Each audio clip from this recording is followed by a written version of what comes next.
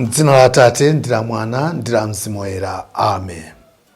Ambuye akhale nanu, akhalenso ndi mzimu wanu. Takulandirani abale anga okondeka mpulogalamu yathu ya Tilankhuleni Ambuye, ndipo lero pa 20 December tiwerenga mawu oyamba ochokera m'buku la Mprofeti Isaiya mutu 7 kuyambira ndime ya 10 mpaka 14.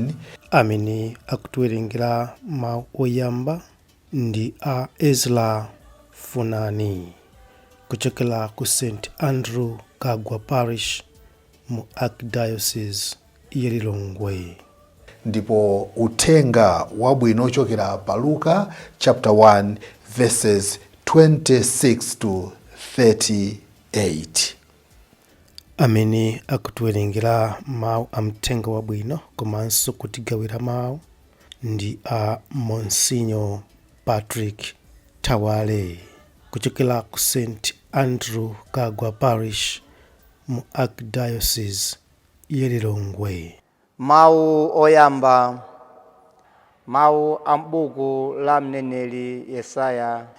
Chauta adalankhulazo ndi Ahazi kudzera mwa mneneri Yesaya kuti upemphe chizindikiro kwa Chauta Mulungu wako.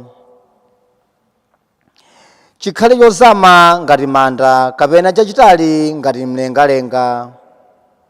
Koma Ahazi adati, sindidzapempha ndipo sindidzayesa Chauta ayi. Apo Yesaya adati, mumve tsono inu chidzukulu cha Davide. Kodi sikukukwanirani kutopetsa anthu? Apa mufuna kutopetsa ndi Mulungu wanga yemwe? N'chifukwa chake Ambuye omwe adzakupatsani inu chizindikiro.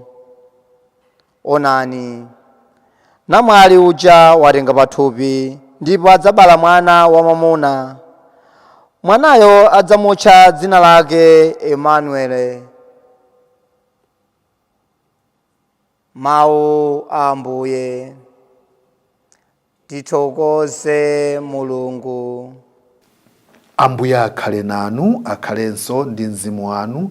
Mawu a muthenga wabwino monga adalembera Luka oyera. Ulemu kwa inu Ambuye. Mngelo Gabriele aneneratu zakubadwa kwa Yesu. Elizabeti ali ndi pathupi pa miyezi 6. Mulungu adatuma mngelo Gabriele ku mudzi wina wa ku Galileya dzina lake Nazareti. Adamtuma kwa namwali wina wosadziwa mwamuna amene anali atafunsidwa mbeta ndi mwamuna. Dzina lake anali Yosefe wa fuko la mfumu Davide.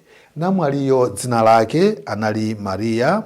Mngelo uja adadza kwa iye nati, moni inu amene Mulungu wakomerani mtima, kotheratu Ambuye ali nanu. Mariya adadzidzimuka nawo kwambiri mawu amenewa, nayamba kusinkhasinkha kuti kodi mawu ameneyu ndi wa mtundu wanji. Mngeloyo adamuwuza kuti, musaope Mariya, Mulungu wakukomerani mtima. Mudzatenga pathupi ndipo mudzabala mwana wamwamuna, mudzamutcha dzina lake Yesu. Adzakhala wamkulu ndipo adzatchedwa mwana wa Mulungu wopambana zonse. Ambuye Mulungu adzamulonga ufumu wa kholo lake Davide, ndipo adzakhala mfumu ya Aisraeli mpaka muyaya. Ufumu wake sudzatha konse.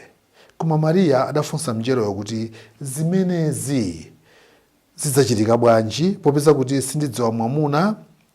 Mngelo adayankha kuti Mzimu Woyera adzakutsikirani ndipo mphamvu za Mulungu wopambana zonse zidzakuphimbani. N'chifukwa chake mwana wodzabadwayo adzakhala woyera ndipo adzatchedwa mwana wa Mulungu. Onani, m'bale wanu uja Elizabeti nayenso akuyembekezera mwana wa mwamuna mu kalamba wake.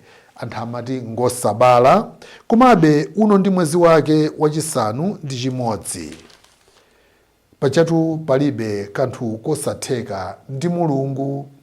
Apo Mariya adati, ndine mtumiki wa Ambuye, zindichitikire monga mwaneneramo. Ndipo mngeloyo adamsiya. Uthenga wa Ambuye. Ulemu kwa inu Ambuye Yesu Khristu. Abale anga okondeka mwa Ambuye.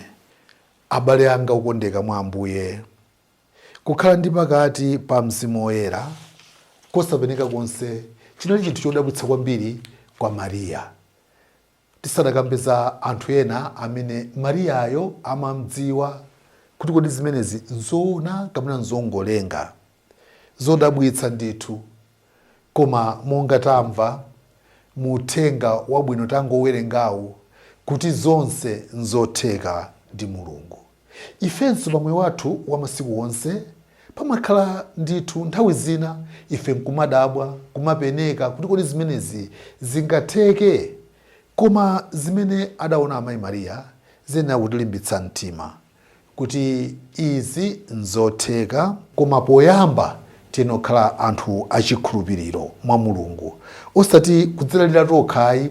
Inde ife timene uchita chigawo chathu, koma Mulungu ndi amene amamalizitsa zonse. Pachama amanena kuti Mulungu amathandiza poyamba amene amadzithandiza wokha. Ndipo mmene Ambuye Yesu adabadwa mwa Mariya zimene zidatheka chifukwa chikhulupiriro chake, ndipo iyeyo pamene adavomera hey yes ndi foundation ya moyo wathu wa Chikhristu. Ndipo tikavomera zimene Mulungu akutipempha, akutiuza zina njira zosiyanasiyana, zimenezo zimapangitsa kuti ifeyo zathuzo ziyende. So our yes is so powerful and effective, ndipo zimakhala ndi mphamvu kwambiri kuti zisinthe ngakhale mbiri ya ife ngati anthu, komanso mbiri ya mpingo, mbiri ya mphakati, ndiponso mbiri ya ekleziya yense.